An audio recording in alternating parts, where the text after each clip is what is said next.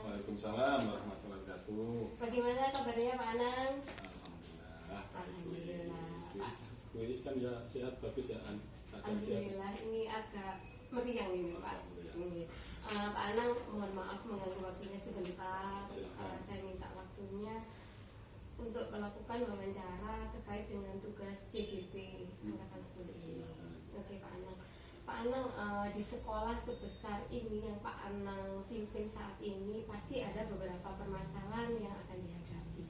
Nah, saya pengen mengetahui bagaimana Bapak mengidentifikasi permasalahan-permasalahan yang ada di sekolah ini, termasuk pada permasalahan dilema etika atau termasuk pada rujukan moral Bapak. Ini permasalahan terkait dengan akademik apa dengan apa?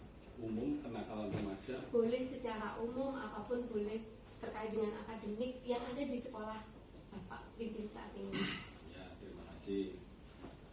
Permasalahan di sekolah itu sangat kompleks sekali. Jadi kalau kita identifikasi itu permasalahan yang timbul dari dalam atau permasalahan yang timbul dari luar. Kemudian permasalahan itu yang diciptakan atau yang dilakukan oleh guru atau permasalahan dilakukan oleh siswa. Atau permasalahan itu dikarenakan oleh kebijakan yang dilakukan atau diputuskan sekolah. Itu juga bisa menimbulkan permasalahan. Nah, kalau permasalahan terkait dengan manajerial, dengan tentu kepala sekolah di dalam mengatasi masalah ya harus mencari dukungan data sebelum memutuskan atau mengambil solusi. Contoh misalkan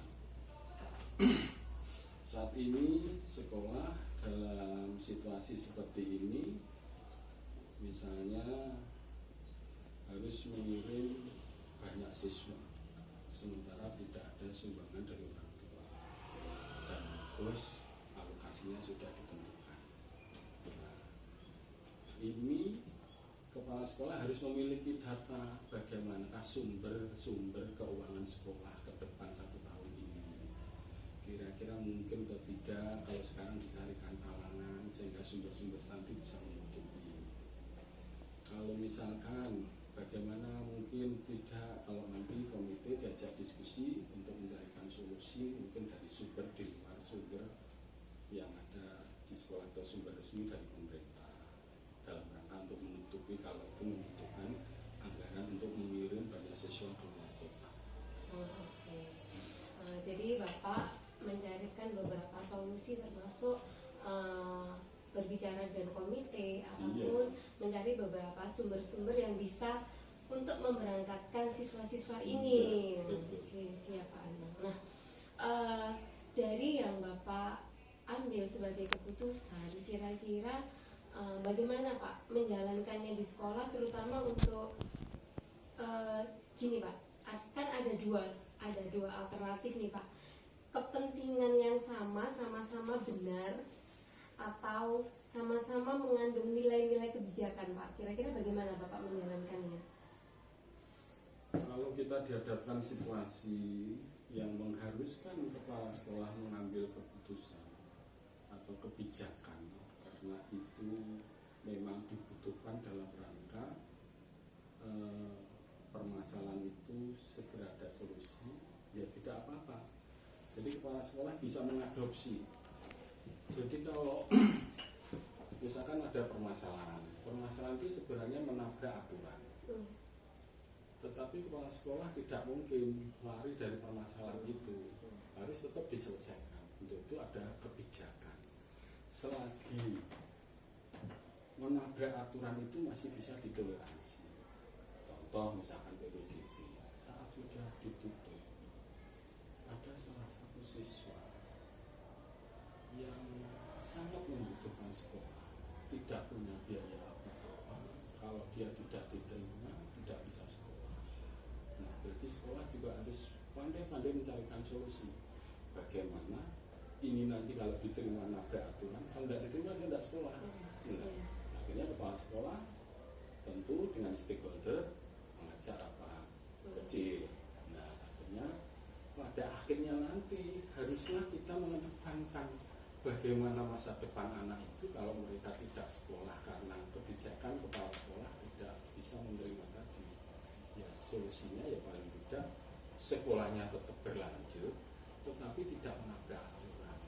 Selama aturan-aturan itu tidak menyalahi hukum. Iya, tidak menyalahi hukum dan tidak merugikan banyak orang. Nah, alhamdulillah berarti keputusan yang Bapak Anang ambil ini menurut saya sangat bijak sekali karena Bapak memikirkan bagaimana kedepannya untuk anak-anak, bagaimana kedepannya untuk kemajuan sekolah, mungkin seperti itu ya Pak ya, termasuk dengan stakeholder yang Bapak Anang ajak untuk berunding. Nah, Pak, untuk prosedurnya Pak, prosedurnya itu biasanya seperti apa yang Bapak Anang lakukan nih dalam menghadapi permasalahan ini Pak?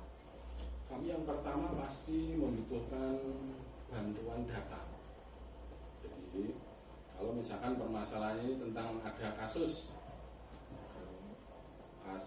misalkan ada 2 siswa berkelahi di sekolah, sama-sama bersikeras dia merasa benar, tetapi kalau tidak diselesaikan secara bijak ini akan timbul masalah di luar. Nah, misalnya seperti itu. Nah, untuk itu Bapak harus mencarikan atau mencari data. Anak yang A dicarikan data, bagaimana dia dalam keseharian, bagaimana motivasi belajarnya, sekolahnya, dukungan orang tua, latar belakang profil anak ini seperti apa, itu gambaran secara ringkas harus punya. Kemudian juga anak B, nah, bagaimana orang tuanya, dukungan orang tua, anak ini dalam keseharian dia sekolah itu dengan siapa, di bagaimana perhatian orang tua. Kalau sama-sama punya, barulah kita mengumpulkan lokasi kesiswaan, orang tua kita ajak rundingan, kita hadapkan bersama-sama. Kronologisnya sudah kita paparkan, permasalahan sudah sama-sama memahami. Kemudian langkah selanjutnya harusnya terjadi yang namanya saling memahami, saling memaafkan, saling menemukan titik temu, sehingga diharapkan ke depan tidak terjadi pertengkaran di luar, tidak merembet tambah luas.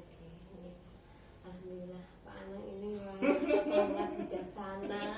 Jadi dalam mengambil setiap keputusan-keputusan yang ada dalam permasalahan di sekolah, Pak Anang ini termasuk sigap menghadapinya.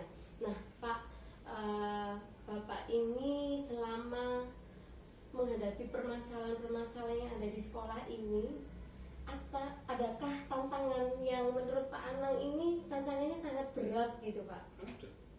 Ada. Bagaimana Pak? Tantangan berat itu kalau sudah berkaitan dengan satu, ada unsur ketidakpercayaan pada sekolah, atau ada unsur pemerasan kepada sekolah, atau unsur bergesekan antara pihak luar. Nah, tapi contoh kemarin masalah kita mendapat bantuan DAP,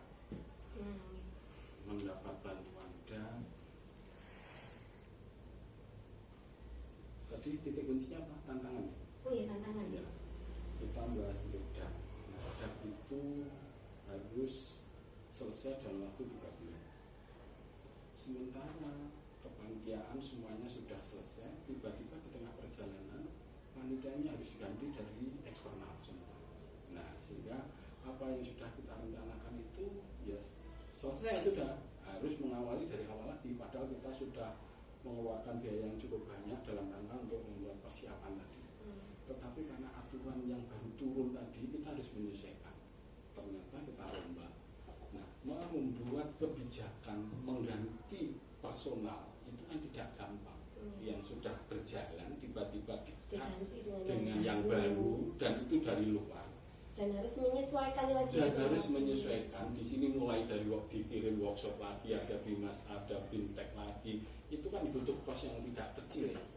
Nah, tetapi kalau kepala sekolah berpikirnya ini adalah seolah-olah dari sisi manfaat atau sisi keuntungan banyak merugikan sekolah, ya tidak selesai. Maka sekolah harus bijak dalam hal ini. Bagaimana program pemerintahan tetap jalan sesuai spek, sesuai aturan yang harus diharapkan, tetapi tidak menimbulkan riak-riak panitia baru dan lama. Akhirnya kami berunding bersama membentuk panitia baru melalui ketua komite dengan anggota masyarakat yang duduk sebagai panitia baru.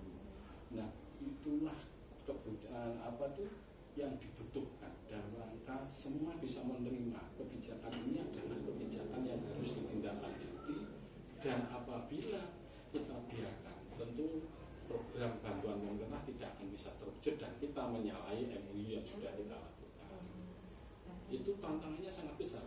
Begitu ini jalan di tengah perjalanan ternyata ada LSM, ada wartawan media sosial yang tidak jelas. Itu semuanya ternyata dia inginnya itu mencari keuntungan di balik adanya bantuan ini. Nah, kalau kepala sekolah tidak bisa menghadapi ini, ya tentu ini menjadi bulan-bulanan. Karena ini ada orang ketiga yang ingin bermain di balik kesuksesan program sekolah yang sudah ditata ini tadi. Padahal kita natanya di tengah perjalanan ada perombakan gitu. Tiba-tiba mendekati selesai, itu ada yang namanya LSM yang menyatakan ini LSM ini dan lain sebagainya, dan itu membawa ke ranah hukum dan lain-lain. Nah, pihak ketiga ini sangat memanfaatkan situasi, karena dia membaca kalau ada bantuan pemerintah itu biasanya ada sebagian anggaran yang digunakan untuk penyimpangan dan lain-lain. Itu kan dia menggeneralisasi dari kejadian-kejadian yang ada yang kadang terjadi atau opini di masyarakat kan seperti itu. Iya, siap Pak Anang. Berarti Pak Anang ini selain memikirkan bagaimana sekolah ini menjadi adem ayem dengan banyaknya program, ternyata Pak Anang juga punya tantangan di luar, yaitu dengan adanya pihak ketiga yang biasanya memanfaatkan situasi. Nah, Pak Anang, dengan adanya permasalahan yang sudah dihadapi oleh Bapak Anang, apakah Bapak Anang memiliki jadwal-jadwal tertentu Pak dalam menyelesaikan sebuah permasalahan tersebut Pak? Saya jadwal dengan Pak Asek saja ya, itu saya di dalam keseharian saya selalu melihat ini. Jadi saya itu mesti punya peta kapan Pak Asek dalam jam yang semuanya Pak Asek dan bendara itu sedang free, tidak ada beban mengajar. Nah, dengan demikian saya bisa mengumpulkan. Seminggu yang sering kita lakukan ada 2 kali. Bisa Senin, bisa Jumat. Nah, tergantung dari ini jadwal yang setelah kami buat ini. Begitu saya menemukan, misalkan hari ini hari Kamis, ternyata jam kelima semua Wakasek dan bendara sedang free, maka kami kumpulkan. Itulah yang sebenarnya kami ingin memberikan sebuah masukan, solusi perjalanan berapa hari sebelumnya tadi kalau ada permasalahan. Jadi di dalam setiap pertemuan itu ya mengevaluasi program kegiatan perjalanannya sampai sejauh mana. Kemudian kalau ada permasalahan, maka saat itulah kita diskusikan, kita rapatkan. Nah, biasanya kami secara berkala, seminggu minimal 1 kali. Kemudian seminggu ke depan ini apa yang harus segera disiapkan untuk segera dieksekusi, itu sudah kami paparkan secara rinci. Ini humas dalam seminggu ini harus sudah menyiapkan ini. Kesiswaan harus bisa menangani kegiatan siswa di luar kota ini, di dalam ini. Kurikulum harus sudah menyiapkan tentang komunitas belajarnya, Bapak Ibu guru bagaimana, tentang kesiapan perangkatnya bagaimana. Itu semuanya kami evaluasi terus, termasuk bendahara yang sangat penting. Bendahara itu juga kami selalu melihat bagaimana program yang sudah di dalam RAP yang sudah dibuat dengan pelaksanaan sampai detik ini. Artinya pendanaan itu tidak boleh pada saatnya nanti ternyata tidak ada lagi dana, karena dana itu sudah digunakan sebelumnya. Sehingga kami selalu memantau dari setiap saat. Kami harus memastikan bahwa kegiatan besok yang diprogram harus bisa berjalan karena dananya sudah dialokasikan. Itu yang juga kami jaga. Alhamdulillah, keren sekali Pak Anang ini manajemen sekolahnya beneran Pak, patut diajungi jempol.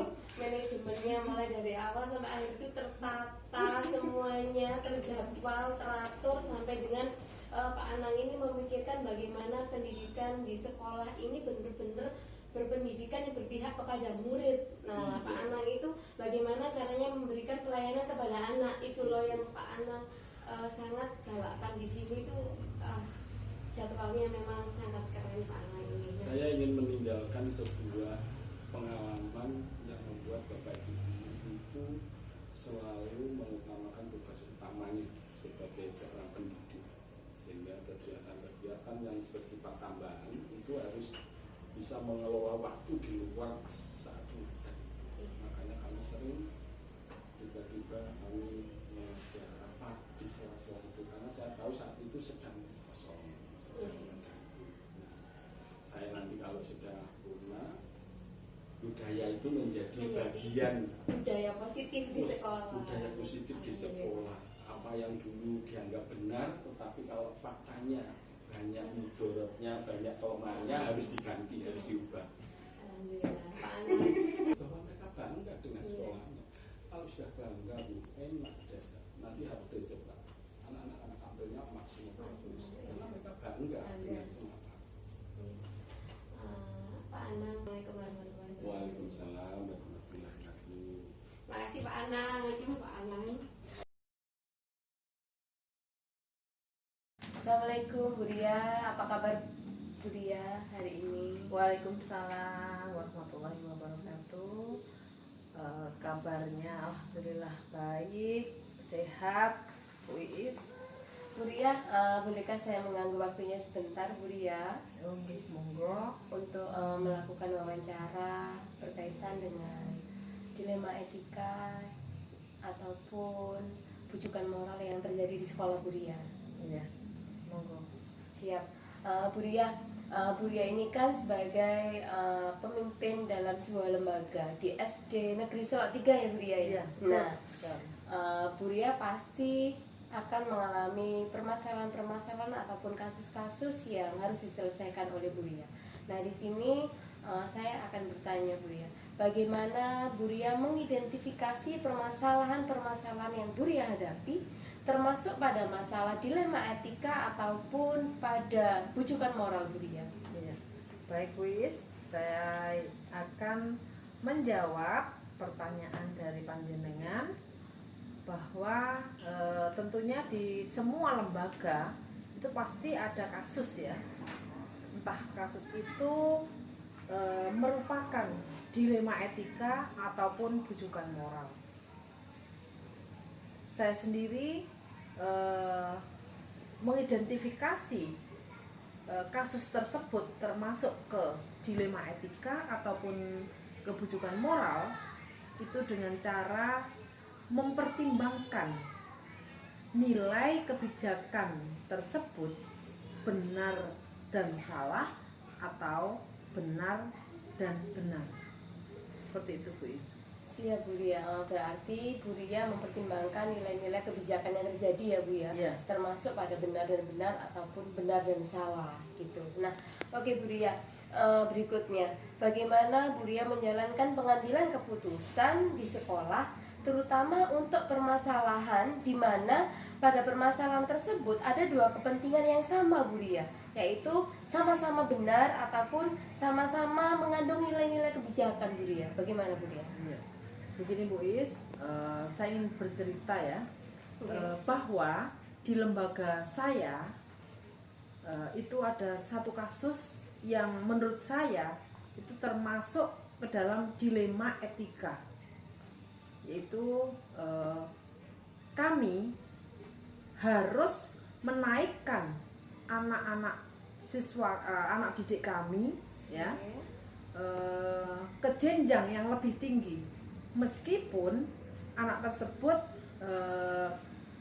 belum bisa membaca ataupun kualitas akademiknya itu sangat rendah. Seperti itu, Bu Is. Siap. Nah, dalam menghadapi kasus tersebut nih Bu, otomatis kan siswa itu tidak memiliki kualifikasi untuk naik gitu ya Bu ya, tetapi dipaksa untuk naik. Nah, langkah-langkah atau prosedur seperti apa yang biasanya Ibu lakukan selama ini? Ya, saya sebagai kepala sekolah itu harus bisa memilah kasus tersebut, ya, memilah kasus tersebut sesuai dengan SOP-nya atau standar operasional prosedur. Ya, kami harus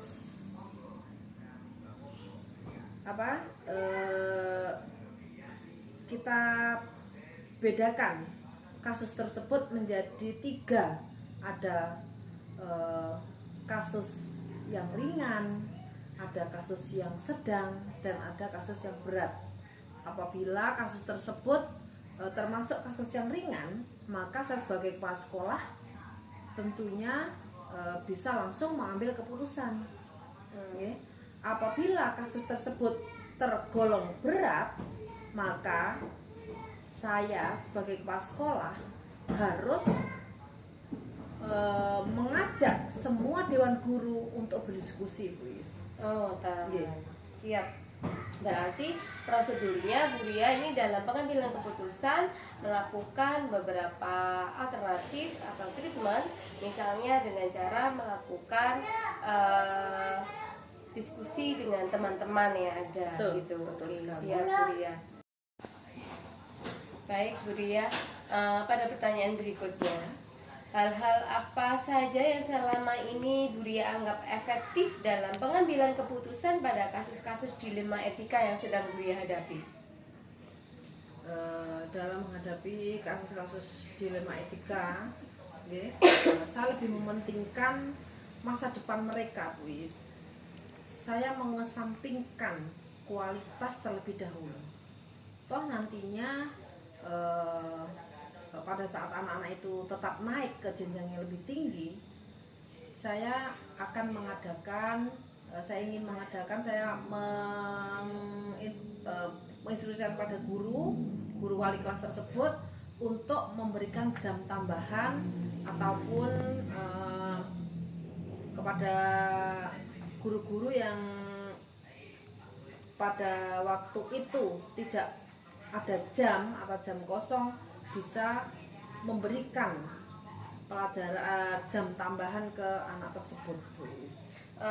Gini, jadi Bu Ria ini memberikan treatment kepada anak yang tadinya tidak layak untuk naik, sehingga nantinya mereka ini memiliki kualitas yang bagus dan layak untuk naik dengan cara memberikan treatment kepada anak tersebut dengan cara menginstruksikan kepada wali kelasnya ya Bu ya, untuk memberikan jam tambahan. Baik Bu Ria, sangat bagus treatment yang sudah dilakukan Bu Ria ini dalam menghadapi dilema etika. Nah Bu Ria, berikutnya nih Bu Ria, hal apa saja yang selama ini merupakan tantangan dalam pengambilan keputusan yang Bu Ria hadapi dalam menyelesaikan kasus-kasus dilema etika Bu Ria?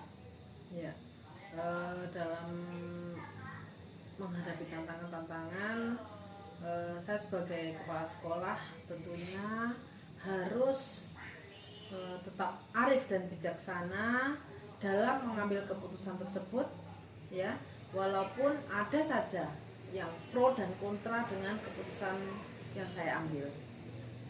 Nah, dalam menghadapi orang-orang atau teman-teman yang kontra atau tidak setuju dengan keputusan yang saya ambil, saya tetap merangkul, saya tetap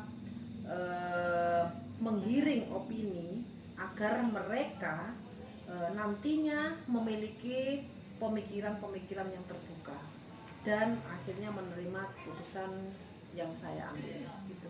Oh baik, Jadi apabila ada yang tidak setuju dengan keputusan Buria, sehingga Buria merangkul orang-orang yang tidak setuju ataupun kontra dengan keputusan tersebut, sehingga nantinya mereka memiliki pemikiran yang terbuka ya Buria ya. Oke, siap Buria.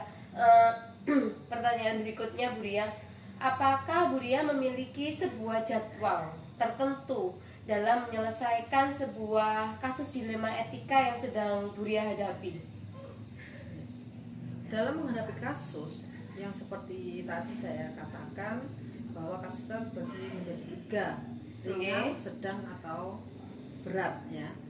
Apabila ringan berarti langsung bisa diselesaikan. Apabila berat nanti kita juga membutuhkan waktu. Jadi menurut saya tidak ada jadwal tertentu, please. Kita harus fleksibel dalam menentukan keputusan tersebut. Oke, berarti dalam penyelesaian pengambilan keputusan Buria sangat fleksibel tergantung beratnya, ringan masalah yang sedang dihadapi ya Buria ya. Sehingga jadwalnya tidak bisa dipastikan, fleksibel dipastikan. Oke, siap Buria. Ini pertanyaan yang terakhir.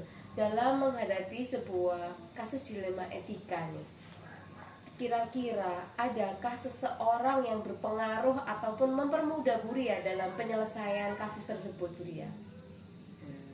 Begini Bu Is, kalau menurut pendapat saya, semua guru yang ada, semua tenaga guru yang ada di sekolah itu adalah sebagai mitra saya. Jadi saya tidak mengkhususkan satu orang untuk membantu saya dalam mengambil keputusan. Mereka semuanya itu saya ajak, selalu saya ajak diskusi, selalu saya curhat ke mereka bagaimana solusinya. Itu kalau di intern sekolah. Kalau nantinya apabila berhubungan dengan LSM ataupun di luar sekolah, nanti saya juga akan